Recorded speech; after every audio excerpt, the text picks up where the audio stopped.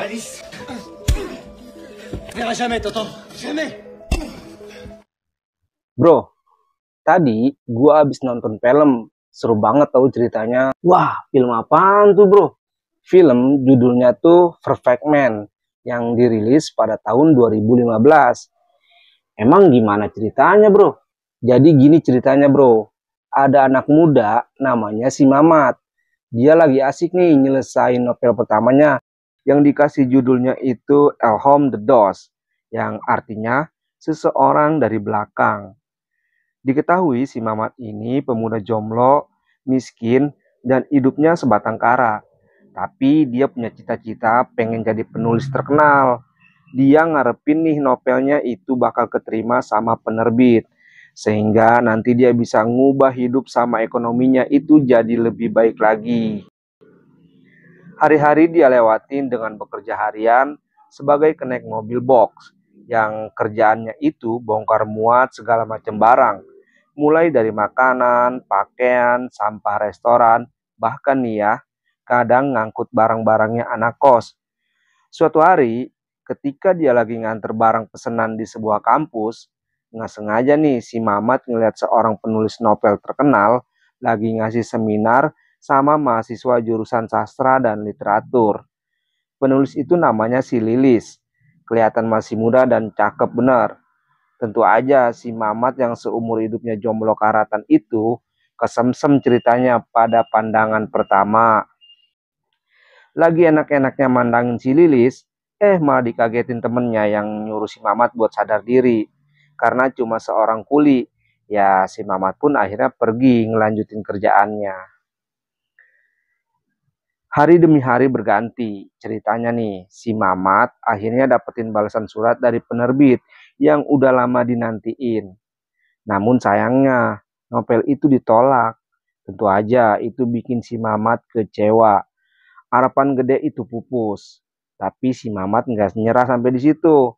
Dia nyoba ngubungin pihak penerbit buat nanyain nih, bagian mana tulisannya yang nggak menarik. Biar si Mamat bisa ngebenerin novelnya.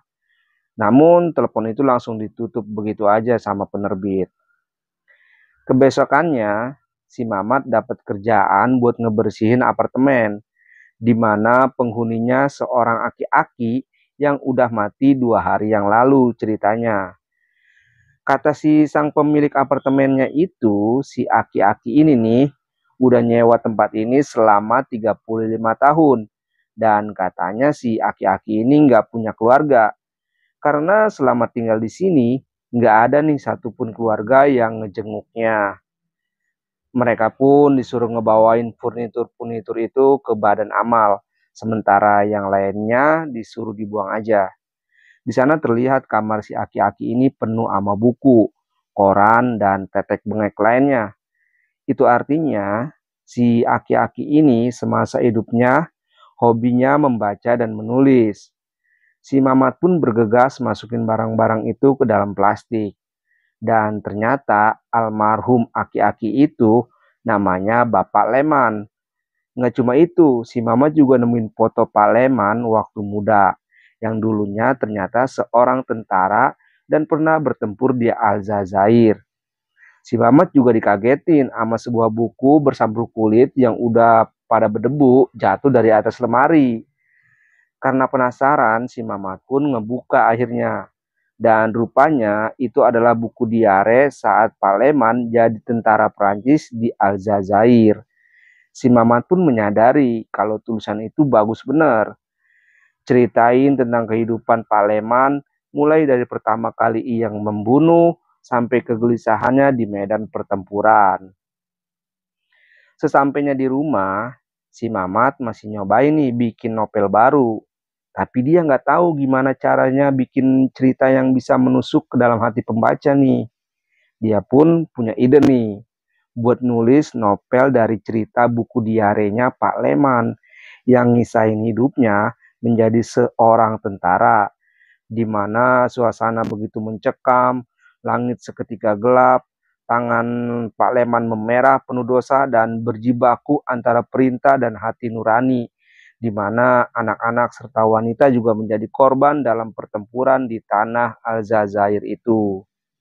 Udah ngabisin berhari-hari nulis ulang cerita Paleman dengan mengubah nama karakter aslinya, novel itu akhirnya selesai. Tapi si Mamat bingung nih, mau ngasih judulnya apa yang pas buat cerita berdarah ini. Dia pun akhirnya nemuin kalimat pasir Aljazair menghitam karena darah. Dan akhirnya dikasih judul novel itu Pasir yang Hitam. Kebesokannya, si Mamat yang lagi kerja dapat telepon nih dari penerbit kalau novel Pasir Hitamnya itu sangat bagus dan ngajakin si Mamat buat ketemu. Si Mamat pun sangat seneng dong karena novelnya diterima juga. Tapi berhubung itu novel bukan dari pemikirannya, dia pun segera nih nyatetin momen-momen penting dalam karangan cerita tersebut, biar nanti bisa ngejelasin dengan lancar sama publisher. Abis dia ngapalin semuanya, dia pun ngebakar nih buku diarenya dan ngaku kalau cerita itu adalah hasil pikirannya sendiri. Tanpa dia sadar, itulah awal malapetaka yang bakal menghantuinya seumur hidup. Jadi si Mamat ini ceritanya ngebajak buku diarenya Paleman, terus dijadiin novel gitu ya? Iya bener bro, begitu. Akhirnya si Mamat ketemu nih sama publisher yang begitu seneng sama karya tulisannya. Gaya penulisannya itu dan cerita novel itu sangat menyentuh jiwa, yang bikin para pembaca seolah kayak dibawa ke medan pertempuran. Kagak disengaja, di sono si Mamat ngeliat si Lilis yang juga lagi nge-review novelnya. Dan si Mamat yang memang jatuh cinta sama si Lilis mulai ngedeketin nih.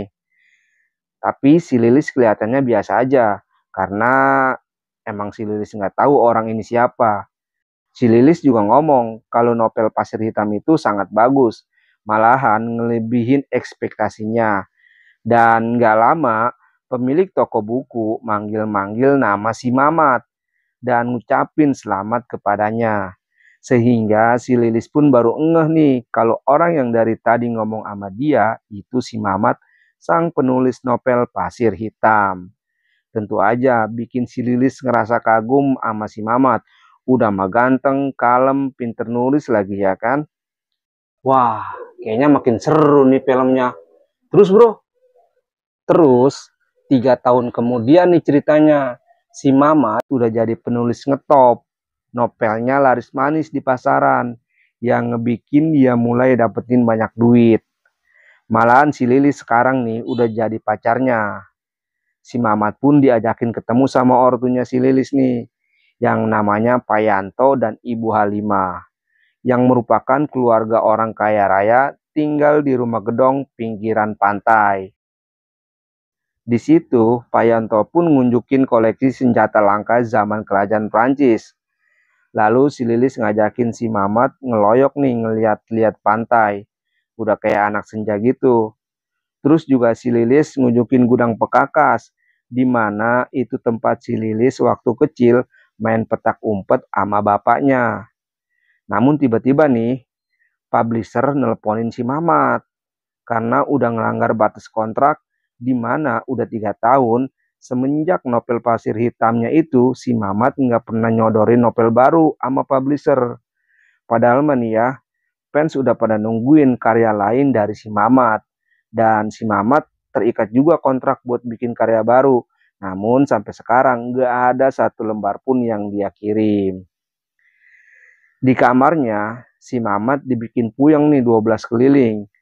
Nggak bisa bikin novel yang bagus. Karena emang pada dasaran juga nggak berbakat nih si Mamat mah. Malahan sekarang nih ya, royaltinya masih ditahan sama publisher. Gegara si Mamat belum bisa memenuhi kontraknya buat bikin novel yang baru. Padahal nih ya, di kontrak itu paling enggak harus ada 2 novel buat 1 orang penulis, supaya royaltinya bisa terus mengalir selamanya. Berarti si Mamat udah nggak dapet bayaran lagi dong. Ya gitu deh. Terus gimana lagi tuh ceritanya bro? Lanjut nih ya. Suatu ketika datanglah sepupunya Pak Yanto yang namanya si Irfan. yang orangnya rada songong sedikit sih. Dateng, main, dan kenalan sama si Mamat. Lalu mereka pun minum minuman di situ. Dari gelagatnya nih ya, kelihatan si Irfan ini naksir juga sama si Lilis. Dan gak suka ngeliat si Mamat jadi pacarnya si Lilis. Kebesokannya, si Mamat masih bingung nih sama cerita apa yang bakal dia tulis. Akhirnya dia pun kembali ngebuka novel pertamanya yang dulu ditolak sama publisher, yang judulnya itu Seseorang dari Belakang. Terus dikasih nih ke si Lilis buat direview. Tapi dia nggak ngasih tahu kalau sebenarnya itu novel tulisannya sendiri. Si Mamat bilangnya publisher ngirimin tulisan itu untuk direview. Tapi si Mamat beralasan kalau dia lagi sibuk dan minta tolong ke si Lilis ngebacain buat ngeliat reaksi si Lilis sama novel itu nih. Nggak berapa lama kemudian si Irfan dateng. Ngobrol lah sama si Mamat dan bilang kalau dia tahu banyak tentang Aljazair karena ayahnya pernah bertugas di sono. Dia sangat kagum sama si Mamat yang nggak pernah berada di Aljazair tapi bisa menulis dengan detail semua nuansa perang saat itu dalam novel Pasir Hitamnya. Namun kelihatannya di situ si Irfan selalu mencari celah kelemahan untuk memojokin si Mamat nih.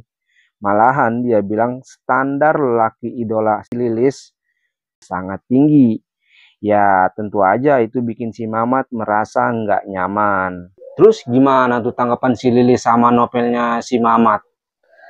Nah, pas malamnya si Lilis bilang kalau tulisannya itu jelek sekali.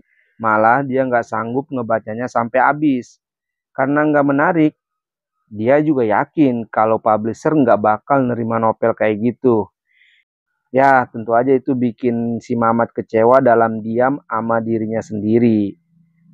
Hari berganti. Saat mau sarapan, si Mamat ditelepon sama pihak bank kalau kartu kreditnya telah melebihi limit dan memintanya untuk segera membayar tagihan.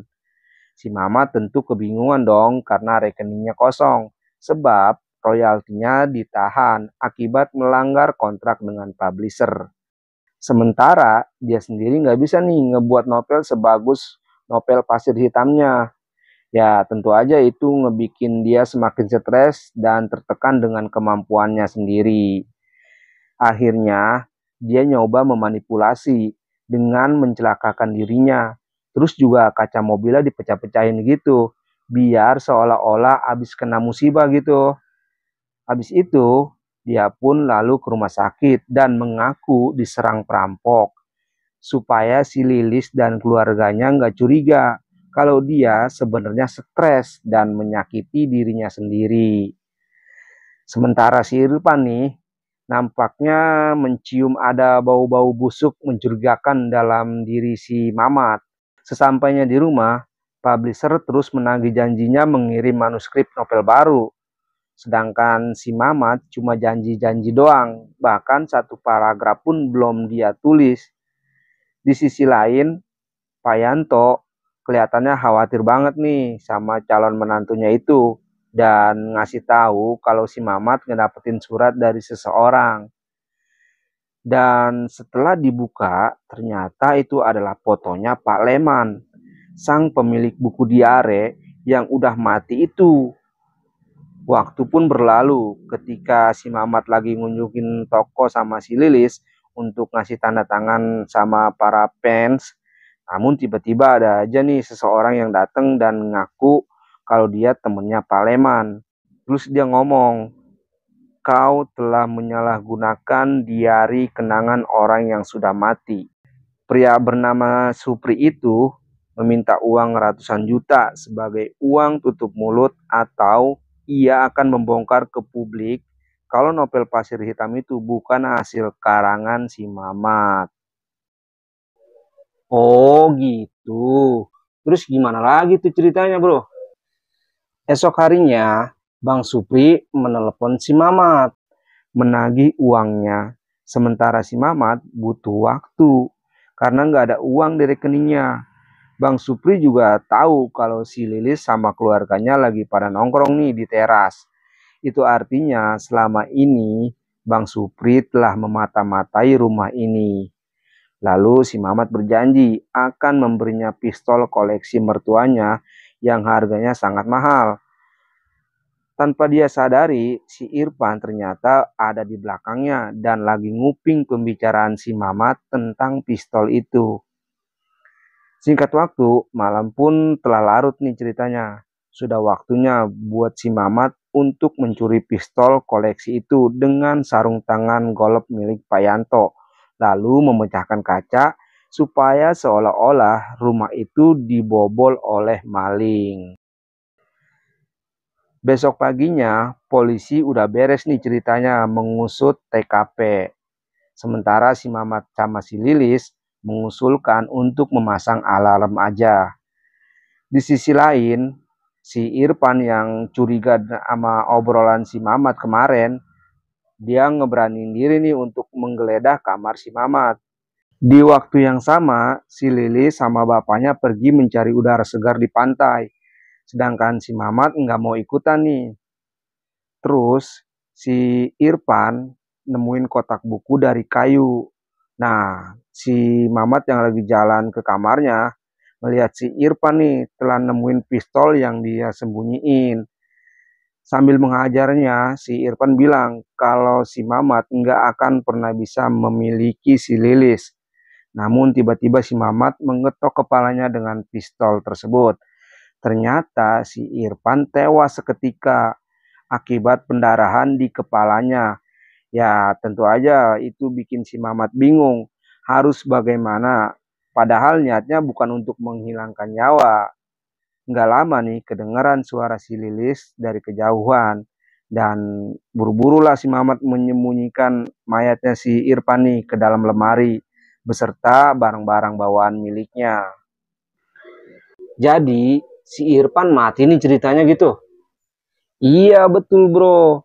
Saat si Mamat lagi ngebersihin dirinya, si Mamat menyadari nih kalau ada luka cakaran si Irfan di lehernya. Terus dia pakai kaos yang berkerah buat nutupin lukanya itu. Nggak lama, Pak Yanto dan si Lilis datang dan bertanya-tanya kenapa si Irfan pergi secara tiba-tiba tanpa pamit. Terus si Lilis nyoba nih buat nelponnya. Tentu itu bikin si Mamat panik dan bergegas mencari teleponnya si Irfan.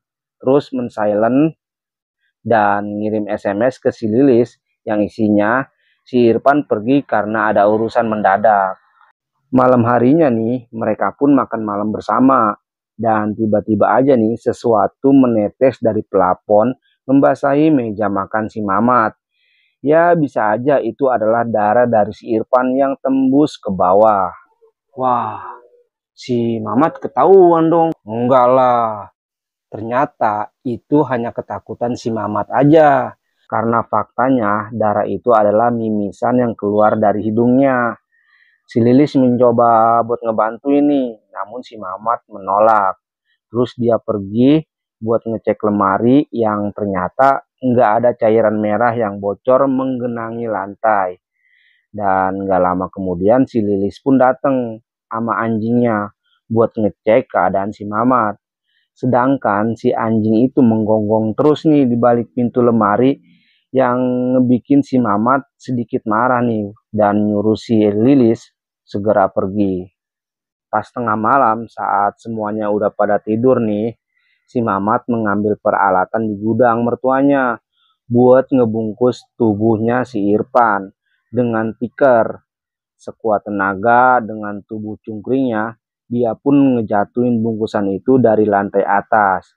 Terus ngebawanya ke pantai. Supaya tubuh si Irfan itu bisa tenggelam, si Mamat pun mencari logam pemberat untuk menenggelamkannya si Irfan di laut. Saat si Mamat mau pulang, tiba-tiba perahunya mogok.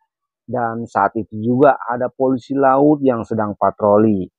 Nah, si Mamat yang panik akhirnya nyebur nih dan sekuat tenaga buat berenang sampai ke tepian. Nggak kerasa si Mamat berenang sampai pagi. Si Mamat pun buru-buru pulang sebelum orang rumah pada bangun dan ngelihatnya. Dia langsung ke tempat tidur, supaya seolah-olah dia itu nggak kemana-mana. Tapi ternyata si Lilis udah bangun dan bertanya-tanya dalam hatinya, dari mana si Mamat ini? Siangnya dia bangun terus ke pantai nyariin si Lilis nih ceritanya. Nah, di situ ada si Lilis lagi nyantai sambil baca buku dan terkejut melihat bungkusan yang ngambang di depan si Lilis. Lah, jangan-jangan itu mayatnya si Irfan. Gua juga ngiranya begitu. Tapi ternyata itu cuma mimpi buruknya si Mamat. Lalu si Mamat pun bangun. Terus mandi nih biar seger. Karena mau pergi nemuin Bang Supri dan ngasih pistol koleksi mertuanya. Bang Supri pun seneng karena pistol antik ini pasti harganya mahal. Dan di situ juga si Bang Supri nih ngaku kalau dia adalah anaknya dari Bapak Leman. Ya bisa dibilang si Bang Supri ini juga nggak tahu diri. Semasa bapaknya masih hidup, nggak pernah tuh nengokin bapaknya. Tapi habis buku diare bapaknya yang dijadiin novel sama si Mamat itu laris manis, dia baru ngakuin. Ya hitung-hitung buat meras duitnya si Mamat lah. Sesampainya si Mamat di rumah, dia kaget ngelihat sikap si Lilis yang berubah. Ternyata dia mengira si Mamat semalam pergi selingkuh. Tentu aja itu langsung dibantah sama si Mamat.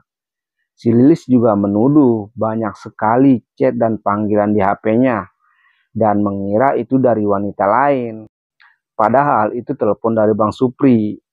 Terus si Mamat ngejelasin kalau cuma si Lilis yang ada di hatinya. Semenjak kali pertama bertemu, dia langsung jatuh cinta. Tapi si Lilis nggak pernah tahu karena si Mamat dulu bukanlah siapa-siapa. Lalu novel Pasir Hitamlah yang merubah segalanya. Saat kali berkenalan, itu adalah hari yang paling indah sepanjang hidup si Mamat.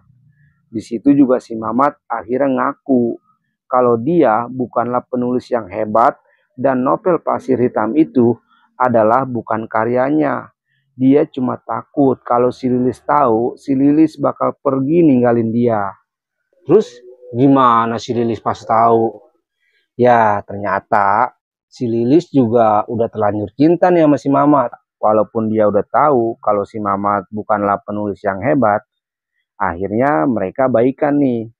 Karena cinta sejati itu nggak perlu alasan.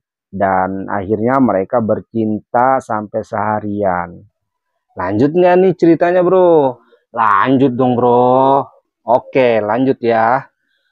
Hari pun berganti, si Mamat mulai mendapatkan inspirasi nih buat nulis novel tentang kisahnya sendiri. Dimulai dari dia yang dulu bukan siapa-siapa, kemudian dia jatuh cinta dengan gadis kalangan atas, perjuangannya yang menegangkan hingga semua yang terjadi dalam hidupnya, termasuk pembunuhan dan kebohongan sebagaimana yang dialami sendiri. Tentunya semua nama karakter telah dia rubah supaya si Lilis dan semua orang gak curiga nih kalau itu adalah kisah nyatanya. Si Mamat pengen ngebuktiin nih kalau dia bisa menulis novel bagus dengan tangannya sendiri. Sedangkan si Lilis tetap menyemangatinya untuk jangan pernah menyerah. Akhirnya nih novel itu pun selesai yang dia kasih judul Kepura-puraan yang Palsu. Dan dengan percaya diri menuliskan namanya yaitu si Mamat. Namun saat mencari si Lilis di pantai, dia malah ngelihat polisi nih yang udah nemuin tubuhnya si Irfan di laut. Yang tentunya itu ngebikin si Mamat panik karena masalah hidupnya tak pernah berhenti. Waduh, gawat dong si Mamat. Iya, terus polisi itu datang ke rumah si Lilis dan bilang kalau di kuku si Irfan ditemuin kulit yang bisa jadi si Irfan sempat mencakar sang pelaku. Polisi meminta semua anggota di rumah ini untuk tes DNA di Paris hari Minggu nanti, termasuk tetangga dan semua orang yang diketahui mengenal si Irfan. Nggak cukup sampai di situ nih, Bang Supri kembali nelpon dan memeras si Mamat buat meminta uang lagi yang ngebikin si Mamat makin frustasi. Masalah di hidupnya yang gak ada habisnya. Dia pun bingung, jika nanti tes DNA, pastilah dia akan ketahuan bahwa dia yang ngebunuh si Irfan dan masuk penjara. Lalu dia mulai memikirkan cara untuk keluar dari masalah ini. Wah, kasihan juga ya si Mamat. Kebesokannya, si Lilis sama emak bapaknya pergi menemui orang tua si Irfan di Paris buat melayat. Sedangkan si Mamat nggak bisa ikut dan beralasan ada pertemuan dengan publisher. Entah apa rencananya si Mamat. Kemudian si Mamat ngasih novel kisah hidupnya itu ke si Lilis supaya dibaca. Lalu si Mamat berjanji akan menemuinya di Paris untuk tes DNA bareng-bareng di hari Minggu nanti. Kini sudah waktunya untuk bertemu dengan Bang Supri yang terus-terusan memerasnya. Si Mamat pun berencana untuk mencelakainya dengan memasukkan koin ke dalam slot sabuk pengaman si Bang Supri ini. Di sana Bang Supri yang merasa di atas angin mengancam akan mencelakai si Lilis dan keluarganya jika si Mamat nggak ngasih uang. Bahkan berencana buat ngambil sendiri barang-barang antik di rumah itu. Sementara si Mamat yang udah muak mulai menabrakkan mobilnya itu ke bebatuan. Wow, atuh mati dong dua-duanya tuh anak. Enggak juga. Beruntungnya si Mamat ternyata masih hidup. Dan Bang Supri rupanya udah pindah alam. Dia pun punya rencana buat mindahin Bang Supri ke bangku supir. Terus memakaikan jam tangannya, dompetnya, serta handphonenya. Agar semua orang mengira yang mati itu adalah si Mamat. Semua itu dilakukannya dengan harapan ia nggak harus melakukan tes DNA di Paris dan berakhir membusuk di dalam penjara. Tapi resikonya dia akan dianggap telah mati dan selamanya nggak akan bisa hidup bersama si Lilis. Supaya skenario itu berjalan dengan sempurna, akhirnya mobil beserta tubuhnya Bang Supri ini dibakar nih dengan bensin. Terus si Mamat pun pergi menghilang, di mana seluruh dunia akan menganggapnya telah tewas dalam kecelakaan. 2 hari kemudian si Mamat yang berada di hotel melihat berita kalau dirinya, si penulis novel pasir hitam yang fenomenal, dinyatakan telah tewas dalam kecelakaan. Singkat cerita, 2 tahun telah berlalu nih, si Mamat kembali menjadi si Mamat yang dulu, yang bekerja sebagai tukang angkut-angkut barang rongsokan. Dia kini telah menerima kalau dirinya bukanlah penulis yang hebat, dan mungkin nasibnya memang harus seperti ini.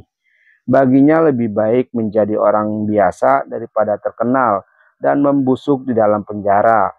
Walaupun upahnya nggak seberapa, setidaknya hidupnya menjadi tenang. Karena nggak harus hidup dalam kepalsuan. Namun nggak berapa lama kemudian, hujan telah turun membasahi jalanan kota. Saat pulang melewati toko buku, dia dikejutkan dengan foto dirinya terpampang. Karena ternyata novel tulisannya sendiri yang berjudul Kepura-puraan Palsu itu berisi kisah hidupnya yang dulu sempat dia berikan ke si Lilis, ini telah diterima penerbit dan menjadi bestseller di seluruh Eropa. Nggak hanya itu, di sana dia juga ngelihat si Lilis bersama seorang bayi kecil yang faktanya itu adalah si Mamat Junior, anaknya sendiri. Si Mamat pun nampak sedih karena nggak bisa memeluk bayinya yang begitu lucu. Namun tiba-tiba aja nih si Lilis menatap ke arah pintu dan cerita pun selesai. Gimana bro? Seru kan ceritanya? Jadi intinya hidup tuh harus disyukurin. Jalanin aja apa yang ada. Nggak usah memaksa buat jadi seseorang yang diakuin. Terima aja takdir. Toh hidup juga pasti berputar. Kadang di atas, kadang di bawah. Ada yang udah di atas, tiba-tiba di bawah. Ada yang di bawah, tiba-tiba juga di atas bro. Oke bro, mantap.